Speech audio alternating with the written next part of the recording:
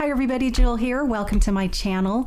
Thank you so much for clicking on that thumbnail today. I'm so happy you decided to spend a little bit of your time with me.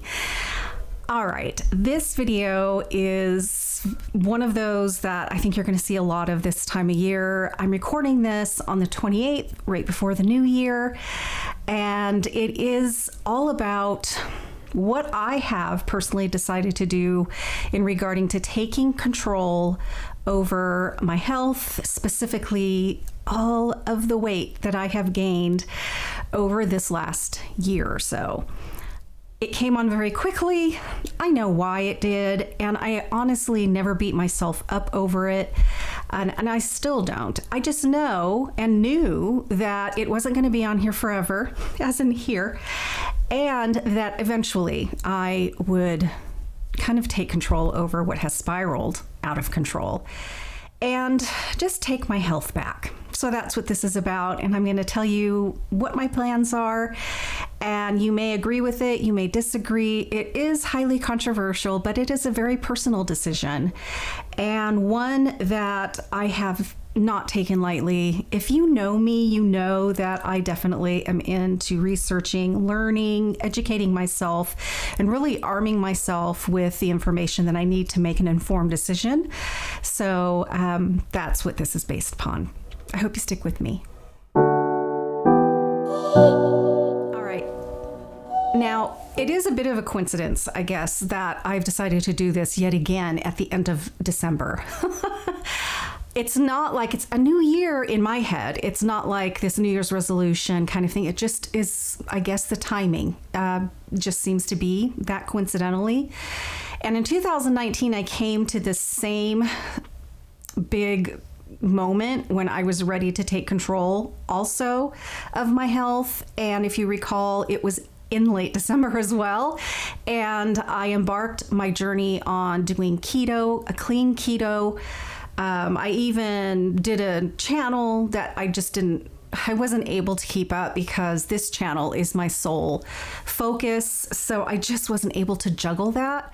It's still out there. I'm not going to take it down. And I learned an incredible amount on that journey. And I'm going to explain to you kind of how I need to go about it a little bit differently this time because of the fact that I am going to be going back on a GLP-1. So that would be like Ozempic, Wegovy, those are the name brands. However, this time around, I'm going to be doing tirzepatide, which would be known as Zepbound. And it works a little differently. I learned a lot about that, talked with my doctor. She's completely on board. However, we were not able to get it to go through my insurance. I have a plan B for that. I have an appointment with my endocrinologist in February, the beginning of February. And I'm going to discuss my desire to continue to do it because by then it'll be about a month that I will have been on the, I'm going through, it's being compounded through an online program / pharmacy. And I'll talk to you about that here in a little bit as well and how I go about or went about choosing the one that I did. Okay. So I did go on semaglutide toward the end of my keto journey.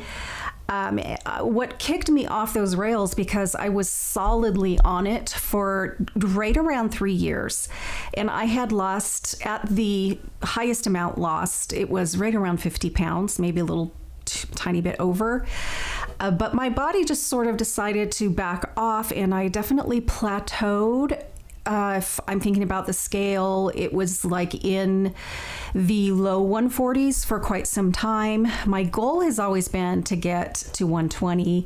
I'm making the goal this time to be 125, but honestly, it's just a number.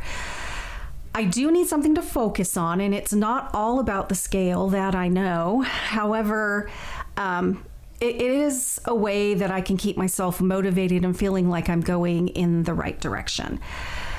So I'm putting it at about 125. I really felt good at the low 130s, and that may be where my body is like, yeah, I feel really good right now at this weight.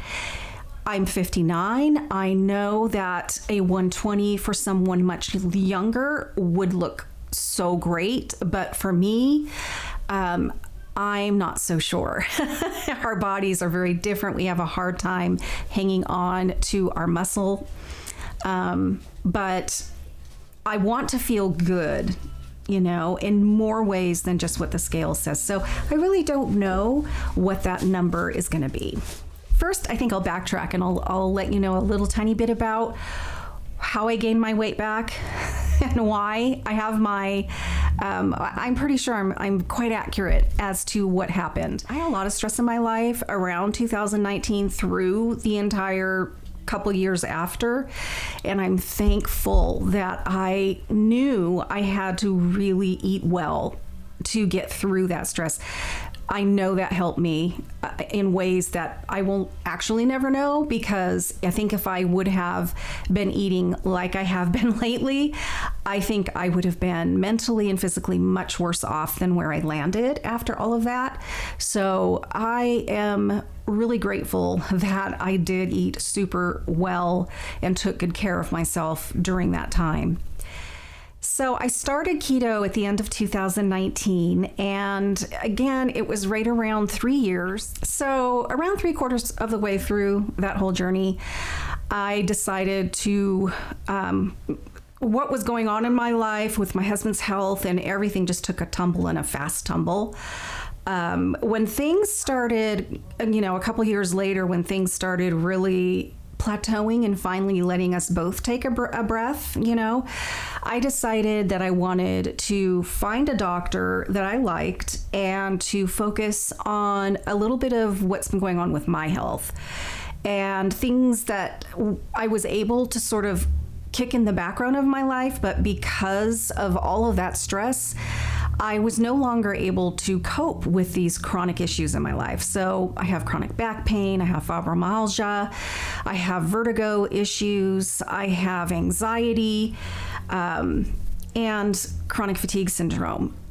I'm able to get through my life. I was, with kind of pushing that in the back. Sometimes any one of those things would just really raise up and I wasn't able to do that, but I coped with it. And there were times in my life when, especially the vertigo would be so bad, that it was a long time before I was able to finally, resolve some of it and kick it in the back so I can continue on having a life, if you will. So, but because I believe of this sort of flight or fight nervous system response to pretty chronic all the time stress, I was just, my body was done and I wasn't able to cope with anything.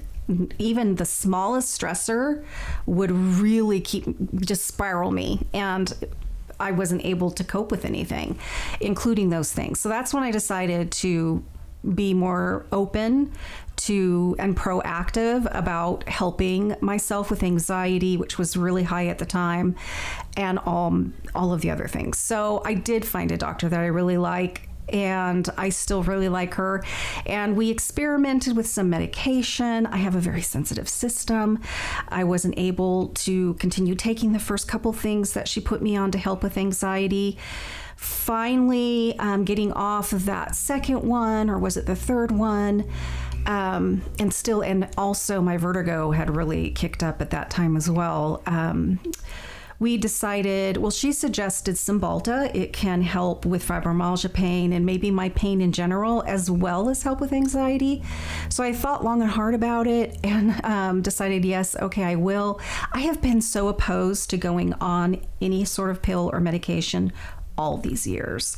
So this was a big step for me to realize that I'm really at the age where I'm ready to try to see if I can mitigate some of this, at least until my life evens out a bit and I no longer maybe have to rely on these things that I'm open to.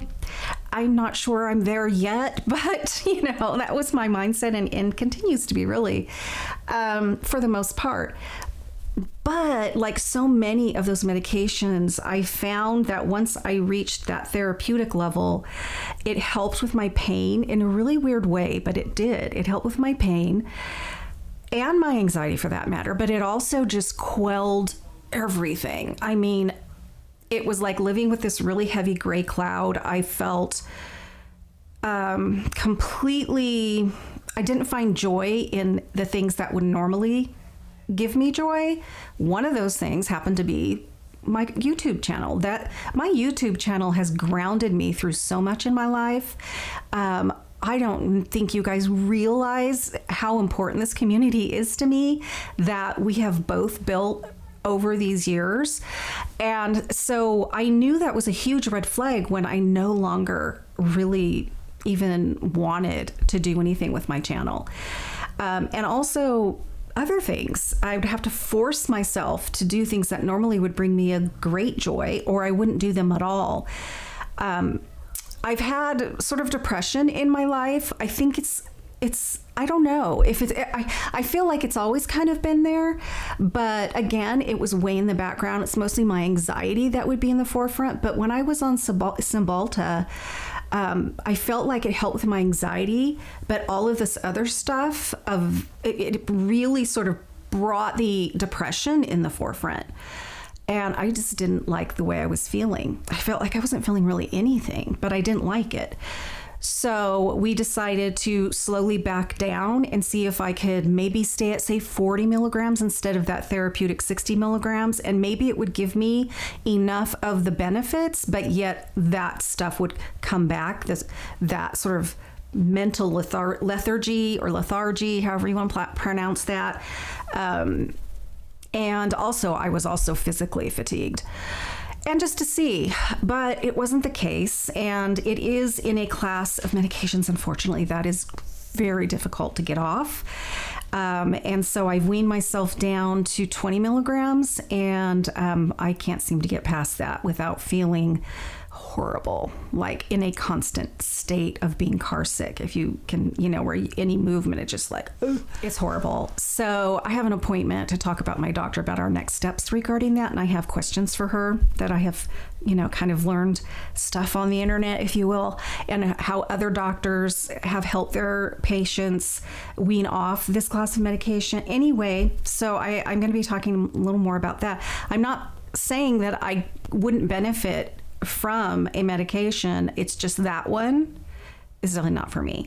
The reason I bring this medication up is because antidepressants, come to find out, definitely play with your chemistry in your brain and probably other metabolic functions. And my doctor definitely agreed that it's not unusual for it to cause cravings, for it to really, it's almost impossible to say no to carbs and sugars and things like that. And it just has something to do with the way they are and what they do in your body. And that definitely happened. I have never had any issues up until then. I never did, regarding feeling like I could easily dip a toe out of how I was eating. I never craved sugar because the only sugar I got was from fruit. And in the first year, I didn't have any of that, but later I did. But yeah, I didn't have any problems fighting it. I didn't feel like I was missing out on anything. And then slowly but surely, those feelings crept in, and it would kind of kick one foot out, and then I would bring it back in and try to reel it back in, keep myself on track. And eventually I just couldn't anymore. And I fell 100%, off the track and completely off, just like I feel like I was holding on, but all my body and my feet were on the other side. And then finally it's just like, I had to let go. And I really haven't been able to get on since. I have tried a couple times, but I wasn't able to even get through a week of what I used to do, and where I was pretty happy being. A little sad, but it's okay. So unfortunately, it really brought on everything that I used to deal with tenfold. And I just binged. I was eating all the things I shouldn't. This didn't happen like overnight, but like I said, I would try to reel it in, and then slowly but surely. And that really is what happened.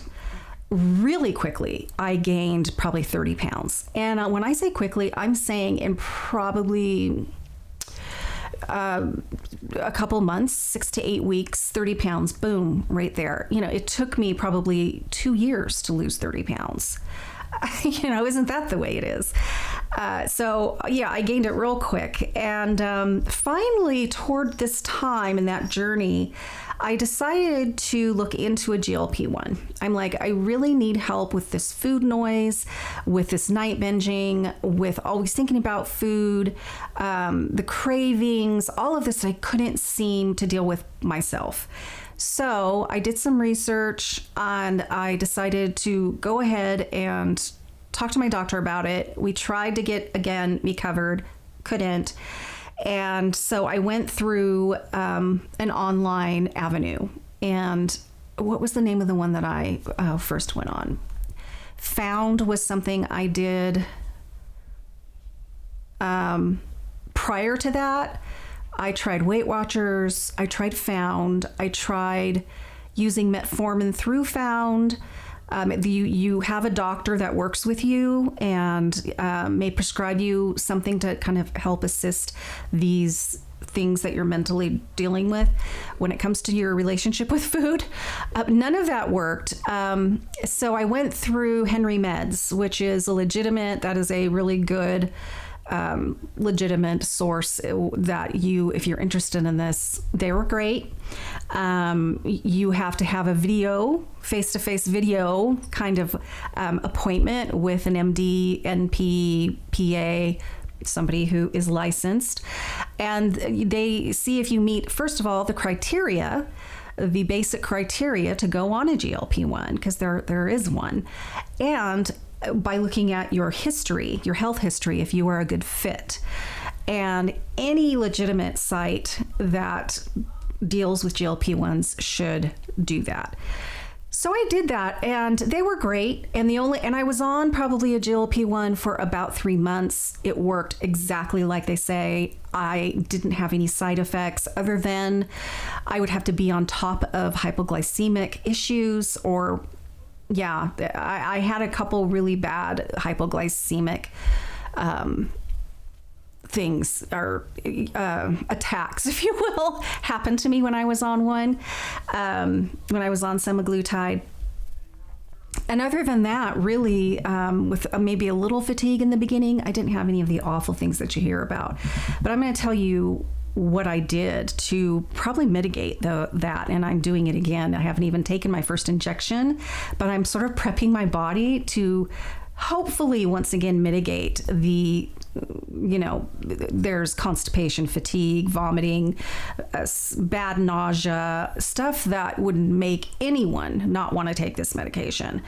And those are the very common headaches, dehydration usually is what causes that. Anyway, so I'm going to share with you what I have been doing to mitigate that, and I will keep you privy as to when I do start taking the injections, if it has helped me again. And here is hoping that it does. And these things that I'm taking now, I will continue to take throughout my journey. So I had to go off it after 3 months because, and it may have even been a little less. I would have to look because I kept track of everything on my phone because it just wasn't in the budget for me to do that. Going through an online source, through an FDA approved compounding pharmacy is what a lot of us are doing. And that is the key component, is to make sure that whoever you decide to go through, if you decide to go this route, make sure that they utilize an FDA regulated, approved compounding pharmacy. That's super important. So this time around, instead of using semaglutide, I decided to try tirzepatide, which the name brand to that would be Zepbound. It is a GLP-1, but it also it is a little different because instead of just using one sort of hormonal path, it uses two. It works two different ways rather than just the one way that a GLP-1 works. And if you really want to learn more about it, because I'm not going to pretend that I know it all any stretch of the imagination, I encourage you just to learn about it and educate yourself about how they work in the body, how they're different, and all of that. So Zepbound, or tirzepatide, was FDA approved for weight loss. And that's why my doctor decided, let's try again. Let's see if your insurance will do this. She wasn't very, positive about it. And she was right, because they once again didn't. So I found myself looking again. I decided to go through Remedy Meds. First of all, they have excellent reviews, as does Henry Meds as well. But really the key factor for me is it looked like Henry Meds only offers the pill form of tirzepatide. And I really wanted to use the injection, because what I found is that it seems to just work a little better. And I thought, if I'm going to be dumping this money out, I want to get the best version, if you will. And, there are plenty of people out there, I'm sure, that are doing the oral route and the pill form and feel that it's working great. I'm not afraid of injecting myself every day or anything like that. And honestly, you don't feel it at all. That needle is so tiny. It's so tiny. You don't feel anything. The first time I had to do it, I was very nervous. And then it's like, oh my God, I didn't even feel that. I have no complaints. Absolutely no complaints. I was approved for the medication. I do have to get blood work done, but that's part of the cost, which is something that Henry Meds did not do, at least when I was doing it. The Remedy Meds requires you to get blood work, and they send you, like a scanned thing that you take to a LabCorp or wherever they tell you to go. And you can go to anyone and they can scan that and they know. So they're just doing like a lipid panel, checking your A1C, checking some other basic, CBC stuff, making sure there's no red flags, and also use it as a baseline to make sure that everything is on an even keel and doing great through your entire journey. And then every so often you'll have to get another panel done. So I really appreciate that. I really like that. I feel like that is truly the way it should be. I do that stuff through my regular doctor anyway, and I know she's going to want to see the results to these blood panels. Last year, I did a ton of research on semaglutide and watched a lot of YouTube videos from internists, medical doctors, and also people that were experiencing it and on it, and what they learned and what their mistakes were and what they're sharing with us, and do this, not that. This is what I've learned. And I read some literature on it as well through Google and all of it. And what I learned is that constipation, vomiting, nausea, and fatigue, and I learned why you experience these, because once you understand how the drug works inside of you, it all makes sense. So nausea is very common, and that's because the GLP-1s, they slow that gastric sort of digestion process down. So the food is sitting there longer, hence why you feel full longer, why you aren't craving to eat stuff, and you just have this satiated feeling much, much longer, because it takes longer to go through and digest. So if you were eating greasy, fried foods, processed food, junk food, also highly, a lot of sugar, all of that stuff, imagine that just sitting. I mean, that's going to make you nauseous. So you have to eliminate those foods if you want to try and mitigate that from happening. You want to not eat those kind of foods. Take away the sugars. Don't eat your junk food. Don't eat your processed food, your fried foods, your heavy and oily type of foods. That's going to make you feel awful. The other thing is because the food is sitting in there longer, you don't want to eat too much in one sitting, because if you do, it's going to either come out this way, or you're going to have constipation, diarrhea, or it's just going to be both at the same time, and you're going to be miserable.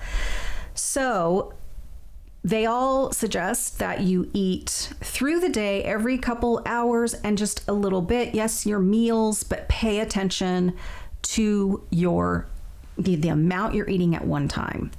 Eat slower, because I actually like the feeling of being quite full. I don't know, it just feels like a hug. It feels cozy. I tell my daughter this. She goes, oh my God, I hate that feeling. It's like, I don't know why I like it, but I do. So clearly I eat past the signals that we get. So I'm gonna have to slow down, because the last thing you want to do, even if it's a healthy meal, it's not high in sugar, not greasy and all of that, it can still, it's a lot like that gastric bypass surgery. If you overeat, it's going to come out. So that's something that, you really have to be mindful of. So those two things are super important to mitigate the throwing up, the vomiting, and all of that, nausea. Pay attention to what you're putting in your mouth, stay away from those foods, and don't eat so much in one sitting. As for the fatigue, B12 has been suggested to take every day, and I take 5,000, is it micrograms? It's not milligrams, I don't think, of Jarrow B12. I am a huge Jarrow brand B12 fan. It's a sublingual, it goes under the tongue.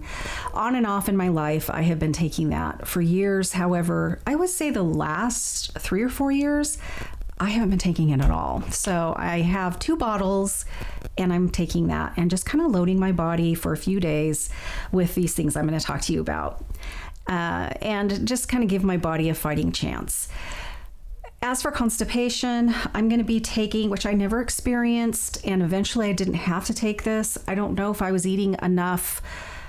I don't know why I didn't have constipation, but taking a magnesium supplement, I started taking that again, and drinking plenty of water, which is so hard for me. So that has to be a conscious effort to really drink a lot of water when you're on a GLP-1. It tends to take out that water in your intestines and all of that, so can get dehydrated super easy. This can make you feel dizzy. This can make you feel fatigued and awful. So not only drinking a ton of water, but also making sure that you're taking electrolytes is super important. Electrolytes, even when I was on keto, was a huge game changer for me. I couldn't figure, it's like the keto flu kind of thing. Once I started taking electrolytes and bringing back the potassium and the good sodium and all of that in, helped me. It just went away. And so that's super important as well. So that is what I plan to do with the fatigue, the constipation, the nausea, and vomiting.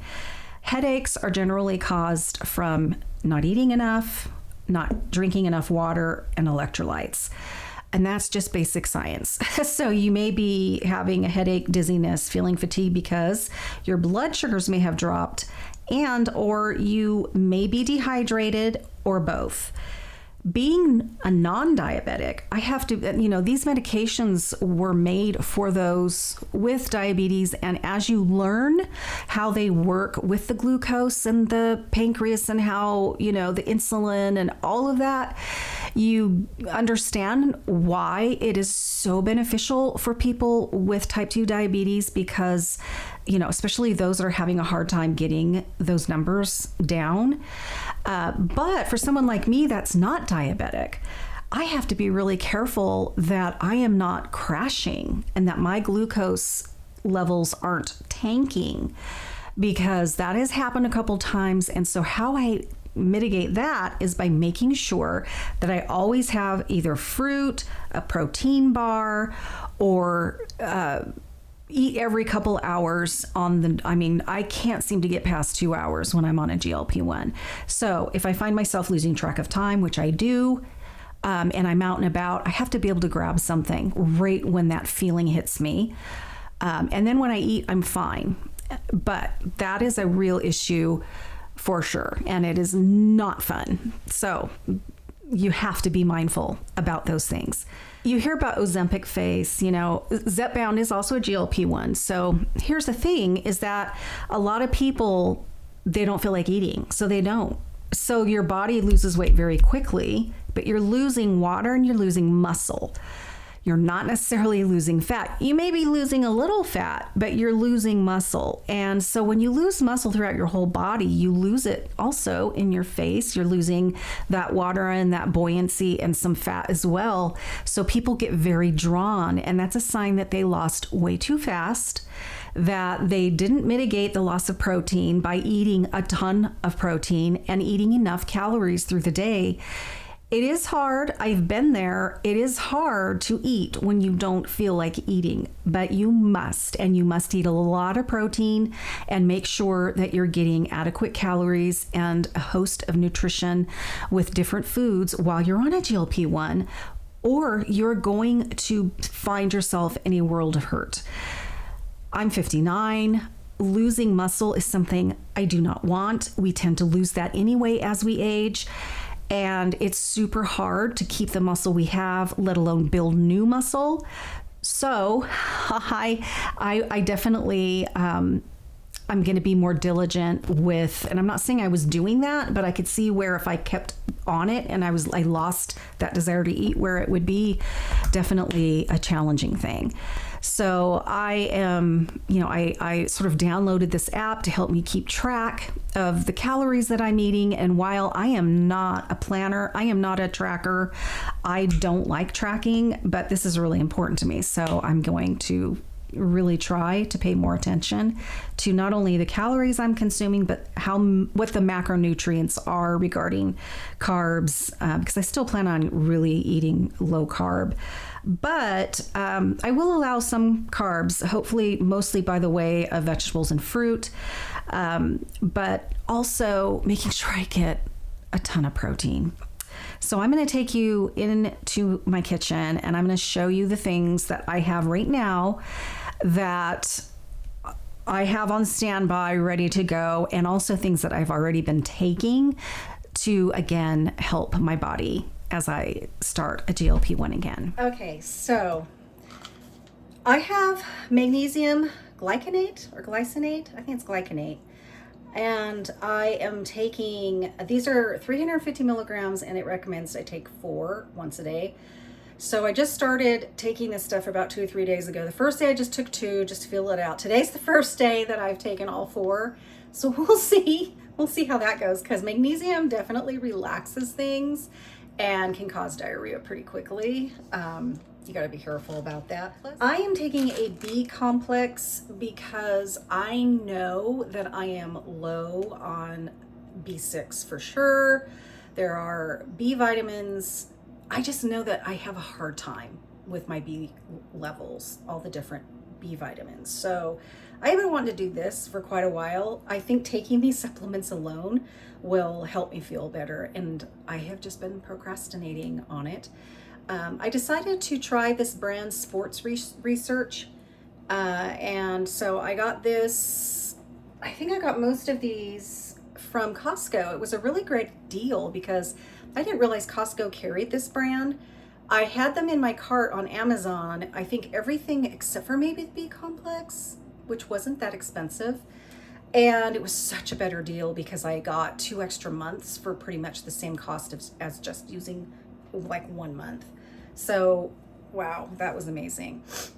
Vitamin D, this has calcium in it as well. Living in the Pacific Northwest, once summer's over, it's like you have to load up with a D. And I have not been taking vitamin D for years, and that's terrible. I bet I just know they're low, and we all know what a lack of vitamin D can do. So again, I think taking these things, it's just gonna help me in general. But I started taking that. And then fish oil. I hate fish. I never eat fish. Taking a fish oil is gonna help me in so many ways. I mean, it's good for the things like, the skin and the nails and the cuticles and dry skin and even dry eyes. But, there's a lot more inside metabolically where fish oil Those omegas are really important. And unfortunately, I don't get mine from my diet because I hate fish. I know. I wish I liked salmon, but I don't. So taking this is really important. And then finally, some internists that I watched on YouTube, and a medical doctor suggested when you're taking a GLP-1 to take a probiotic. It really helps the digestion process, helps it, you know, just remain healthy, and can also just help your system in general. So I decided, okay, and I am going to be taking this. I have been taking this. We all know that taking supplements, you know, it's going to take 3 to 6 months before you really notice any difference. So you have to be really consistent. Going to be drinking a lot of water. Let me show you something.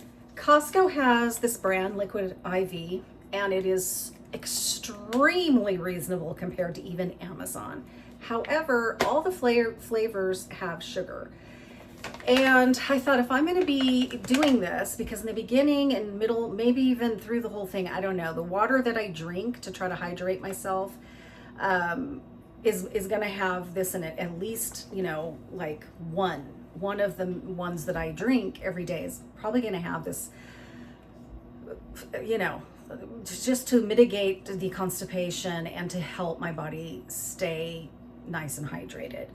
This one is I got on Costco. It does not have sugar, but I did weigh that, and I don't know, I'm just going to see how I feel. But somebody that I watched, one of the people said that they also aren't diabetic, and they found that if they did drink the sugar variety of this, it helped with hypoglycemic issues, because they, you know, sometimes it will crash and you really have to bring up your glucose levels. And she said that she didn't shy away from the sugar in these. So we'll see how that goes. You know, this is something that's portable, you can take with you. So me being somebody who doesn't think about eating sometimes, and I did run into a couple major hypoglycemic crashes where I feel horrible. It didn't take me long to bounce back, but you never know, she may be right. Okay, so I wanted to get some easy things at Costco for now, because you guys, it's so hard cooking for one person. I don't enjoy cooking. So a lot of the weight that I gained is due to getting fast food, like just food that's quick, or, you know, go to takeout. I guess I should say takeout. I know if I don't have quick, easy things that I'm probably not going to eat at all, because I, like most people, don't like the feeling of being nauseous or throwing up. So I'm going to be like, I can't eat. I don't have anything in the house. I don't feel like cooking. You know, I'm just going to try, you know, I will suffer basically, because I won't eat the junk food because I don't want to be nauseous. So for now I'm transitioning, and here's the things that I got. Being careful about, bad things for you with a lot of crap in it. You know, I want to try to eat as clean as I can. And I want to keep it simple as well. I'm trying to choose stuff that's high in protein. So let me just show you a few things that I have on board, because I'm going to be starting my injections probably within the next 2 or 3 days. Okay, I got me some protein shakes. When I went on semaglutide, I got the Premier shakes at Costco, a couple different flavors. I hated them. They are so sweet. They're thick. I could barely stomach them, but I forced myself to drink them because I knew I needed that. This time around, I wanted to try something different. And when I looked at the ingredients of the Premier, those are kind of really filled with a lot of crap, I have to say. So these are much cleaner, much cleaner. I can drink these. These are actually pretty good. I just wish that Costco had maybe at least one other, like a vanilla, because I am more of a vanilla girl. Now, I'm going to give you a couple little things that I learned from other people. Sorry, you're going to hear my dogs. One gal really suggested the day before you give yourself your first injection, or whenever you're going to give yourself that injection, the day before, make sure you eat really light and clean. Eat the food you're supposed to eat when you're doing this, but eat a little lighter. Don't worry about your calories so much. And then about 30 minutes before you give yourself an injection, drink a protein shake. She swears by it, because I guess she had issues with nausea and all of that when she'd give herself her injection. So, it really boggles my mind, the amount of people that just take stuff, without even understanding what they're taking. And they have doctors, unfortunately, that clearly don't go over these little tips and tricks and maybe even explain to them how it works. I don't know, but it's sad, and it also blows me away. Understand how this works in your body if you're planning on taking it. Learn about it. I think it will really help you to understand why these side effects happen, and it will make sense, and you'll just be more mindful in your approach to heading into your journey with the GLP-1. And that is just the way I am with anything. I'm not just, especially with medication, I'm going to learn about it before me or my husband or anybody else that I care about is going to be starting something. I want to know how it works. I want to know what it's supposed to do. And in this instance with GLP-1s, I want to understand the side effects, why they happen, and that only comes from understanding how the medication works. I'm not saying I understand everything, but I understand enough to give me sort of that big picture. I think having protein bars is super important. I just haven't found one yet that I like, but I do think I need to try to find one soon, because that's something that I can really throw in my purse. I can have one in the car in case I feel, like I really need something because I forgot to eat. And I did that when I was on semaglutide, but again, I didn't really like them. They were too sweet. I just didn't like them. Anyway, if you have a protein bar that you really like, let me know what it is, because I would really love to know. Okay. Costco has Kevin's. This is great. Kevin's is clean. Not a bunch of crap in here. It's not loaded with stuff that's gonna cause problems, either depending on even keto. I did have this on keto as well. So you get two large helpings, really, if you get this at Costco. And Costco used to just have one flavor. I think it was like the garlic something. Now they have, I think, all the Kevin's stuff, at least at my Costco. So I definitely got one of these. Oikos. Oikos makes a great yogurt. It is a non-fat, but it's a little different. I'm used to a much higher fat diet, good fats, much higher fat. And I didn't talk to an internist. I watched an internist, and he says a keto diet on a GLP-1 is ideal. It's a great way to boost the benefits. However, do not start your journey on that. Don't start with that high fat keto diet, clean keto, when you're first starting out on a GLP-1, because again, that fat is just gonna sit there no matter what kind it is. So he suggests to wait about 3 months and then slowly start adding in a little more of those really great fats to your diet, real slow. And then over time, be patient. You should be able to tolerate that. So that's what I plan on doing. But anyway, so Oikos, these are great tasting, and at Costco, you can get these. These are fabulous. I had these for lunch actually today. These are chicken skewers. I got them from Costco. Mediterranean style chicken skewers. It's so unusual to find an ingredient list with something like this that does have some oil in it when they use olive oil instead of canola oil or soybean oil. The ingredient list on this is really good. It's really good.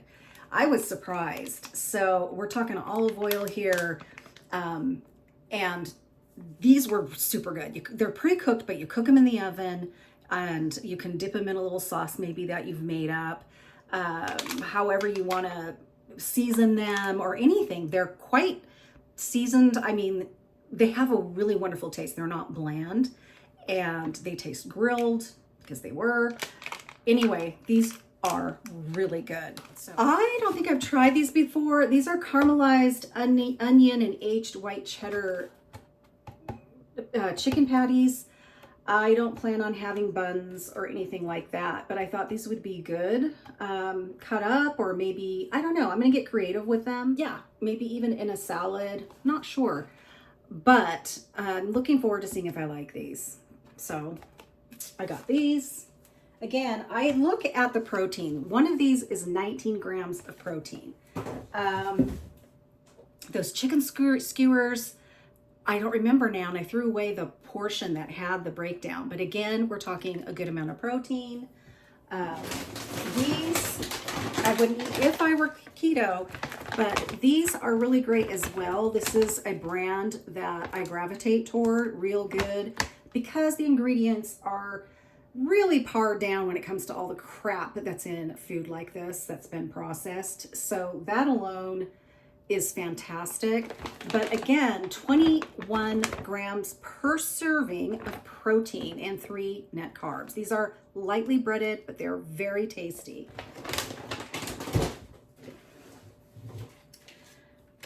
I have one of these out because it's just me, so I'm freezing these too. But this is chicken sausage. Again, a good amount of protein. This is considered processed, so we have to be real careful of that when on a GLP-1. But I plan on just doing one of these, you know, with my eggs in the morning. And it's like I need to have some, I'm not a big egg person, so I'm going to be eating a good protein rich breakfast in the morning, and I thought this might be a good idea. And you know, I can use this sausage in other ways, maybe with broccoli and add, you know, I don't know. I'm just going to use my creative mind when it comes to that. Those are going to be my protein sources for a while. Again, I'm just making things easy for myself right now. And there are things that I used to make all the time that are real easy. For instance, ground hamburger, making a bowl, like a taco bowl with some lettuce and tomato and olives, and season the burger, you know, the hamburger, and make sort of like a taco salad. That's something that is really fast. You can do that with chicken as well. I just have to think of really quick things. Otherwise, I'm going to get very irritated about the whole thing. And, you know, I'm just not going to want to eat it all because I don't feel like preparing an entire meal. So, of course, I have a roasted chicken in there for easy access, you know. As for vegetables, now fruit's not a problem for me. I love fruit, but I have to watch the kind of fruit that I consume. Berries, obviously, are the best. They're not terrible on the glycemic index. The other types of fruit that are quite high, I'm avoiding, and I actually don't really eat much of them. However, pomegranate season, it's hard for me to stay away. I can eat, and I can peel this, and it will fill a cereal bowl to the top. These are so big with the little kernels, and I will sit there and eat it in one sitting. So obviously, I'm not going to be able to do that, but I will have some. I just will probably measure. I think that's going to be really important for me to visually see what a proper serving is. So I'll measure a half a cup and just really pay attention to that, because I'll eat these like chips and candy. These are so good. But I love pomegranates. Vegetables, now there's where I have a hard time. Not a big vegetable eater. That's probably why I don't get a ton of B vitamins in my system, even though you get a lot of B vitamins from like red meat. But the dark leafy greens and all of that, I do like kale, but I don't like it raw. It has to be in soup. So who knows how much of the nutrition value is in it by the time it's, you know, kind of like. So yeah, I struggle with vegetables. I'll eat broccoli, I just get tired of it. I'll have asparagus if it's roasted, but it's hard. I have to be very mindful, so that's going to be a struggle. I can tell my dog wants out. I just heard him scratching at the door. That's my cue. This has been a long one, and once again, I want to thank you for hanging out with me this whole time, and I'm excited to start my journey, and I just think the main thing is never give up. I don't care how many times the wagon just leaves you behind and you've fallen off it. I just think the most important thing is to know you're going to get back on eventually and to never give up. Feeling your best. And that is what this channel has always been about. Let me know down below what your plans are. I don't care how little it is to help you feel better in 2025. Thanks again. Bye.